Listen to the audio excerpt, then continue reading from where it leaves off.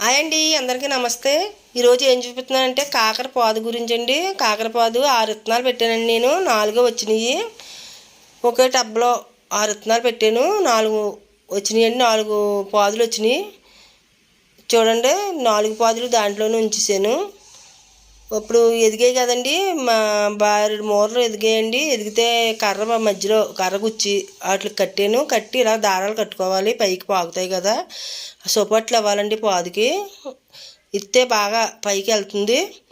అలాగా మీరు కూడా కాకరపాదులు పెట్టుకుంటే అలాగా సపోర్ట్లు దారాలతో కట్టండి. కడితే పైకి ఎంచక్క పాకి మన కోప గమ్మున వస్తుంది.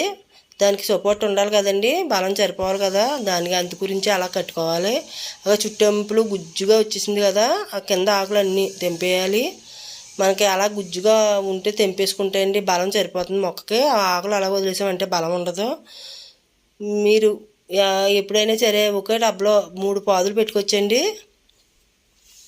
4 కూడా పెట్టుకోవచ్చు, ఎందుకంటే డబ్బా పెద్దది కదా, నిండా మట్టి వేసుకోవాలి. అలా పెట్టుకుంటే అండి మనకి పాపు బలం సరిపడగా మట్టి వేసుకుని మనం పోషకాలు ఇస్తూ ఉంటే కాకరకాయలు వచ్చేస్తాయండి. ఒక 10-15 రోజుల్లో కాకరకాయలు కోప వచ్చేద్దండి. మా వీడియో నచ్చినట్లే లైక్ చేయండి. బాయ్ అండి.